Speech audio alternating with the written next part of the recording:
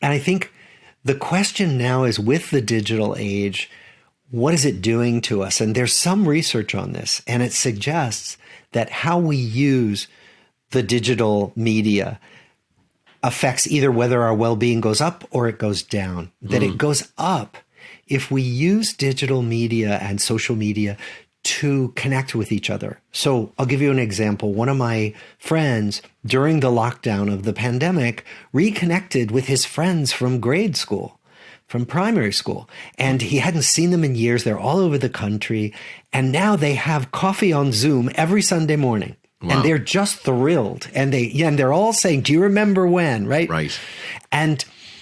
And so what we find is that if you do that, if you reach out actively and you connect with people actively on social media, your well-being goes up, your happiness goes up. Sure. If we passively consume social media, so if we scroll through other people's Instagram feeds, our well-being goes down. Because, if you think about it, we're curating our lives for each other on social media, right? Like, I don't post those photos of myself when I wake up in the morning feeling lost and feeling depressed. No, I post the photos of my happy vacation. Right. And even though we all know that, we can look at other people's lives on Instagram and say, I'm the only one who doesn't have it figured out. Right. And so our well-being goes down, our self-esteem goes down, depression goes up, particularly among young people.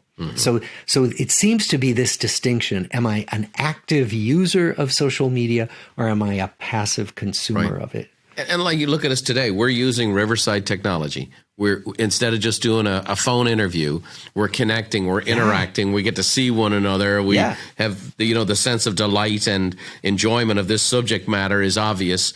So the technology can help us. The technology is not the enemy. Right. It can enhance our relationships, but I think what you just said is the key. We have to be proactive and not passive.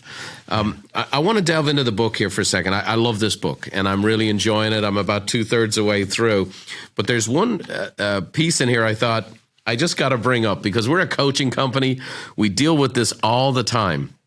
You say in the book, people are terrible at knowing what is good for them. Why is that?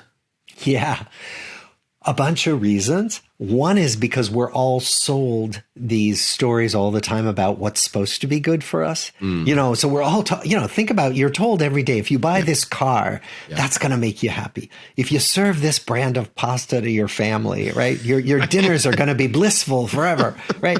So we're sold all these ideas about what's supposed to make us happy. And yet what we find is that social connections make us happy. So, and you probably know from reading the book that there's a famous experiment where they gave people an assignment. They were all taking the train in Chicago into work. And some people were told, just do what you normally do, stay on your phone or listen to music, do whatever. And the other people were given the assignment, talk to a stranger while you're on the train. And they asked him, how much do you think you're going to like this? And the people who were assigned to talk to a stranger said, no, I am not going to like this. So then they completed their assignments. Afterwards, they asked people, how much did you enjoy the train ride? The people who talked to a stranger were much happier than the people who didn't. Right. And so it's an example of how we don't know what's going to make us happy, partly too because relationships are not predictable. Like, you don't know who you're going to talk to who's sitting next to you, right? And you don't know how the conversation is going to go. And that unpredictability makes us reluctant to try often. And for sure. So that's part of what makes this a little difficult to initiate for many of us.